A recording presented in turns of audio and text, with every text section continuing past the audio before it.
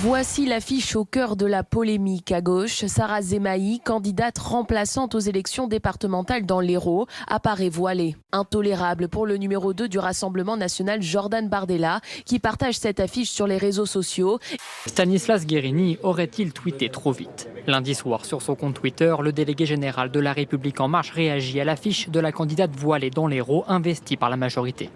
Problème, le leader du parti retweet le vice-président du Rassemblement national, Jordan Bardella. Les réseaux sociaux nous poussent constamment à la faute.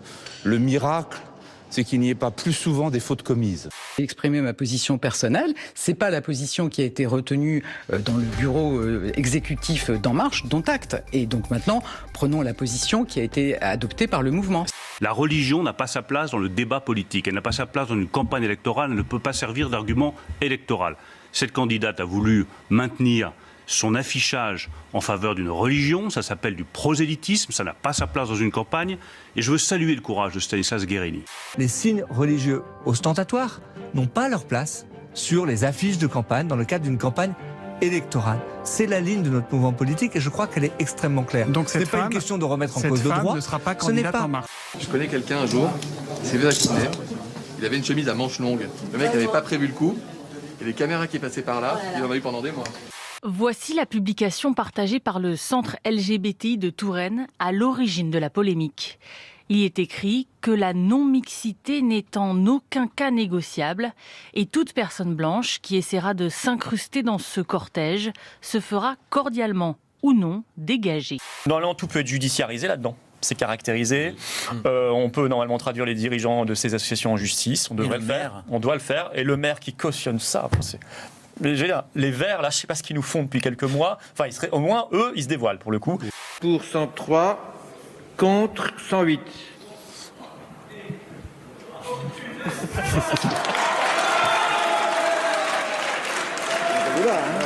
Si tout à l'heure l'article 1er a été rejeté, c'est à cause du mépris que vous avez avec le Parlement. Vous êtes ici devant la représentation nationale. Vous nous regardez dans les yeux et vous arrêtez d'avoir les yeux fixés sur votre écran. C'est compris?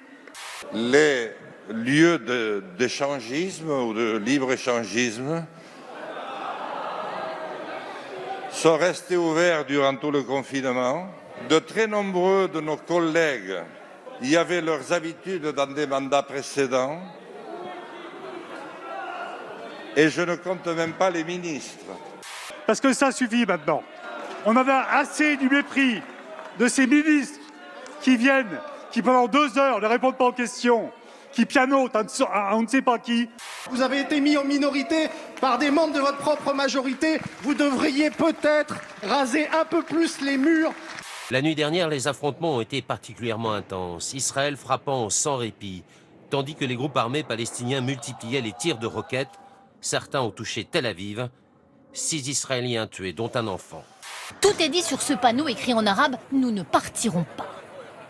Ces maisons appartiennent à des Palestiniens dans ce quartier de Jérusalem-Est. Des colons israéliens veulent s'y installer. La justice de l'État hébreu leur a donné raison en première instance. Jacob, you know this is not your house. Yes, but if I go, you don't go back. So what's the problem? Why are you yelling at me? I didn't do this. I didn't do this. But it's easy to yell at me, but I didn't do this. You are stealing my house. And if I don't steal it, someone else is going to steal it. No one is allowed to steal it.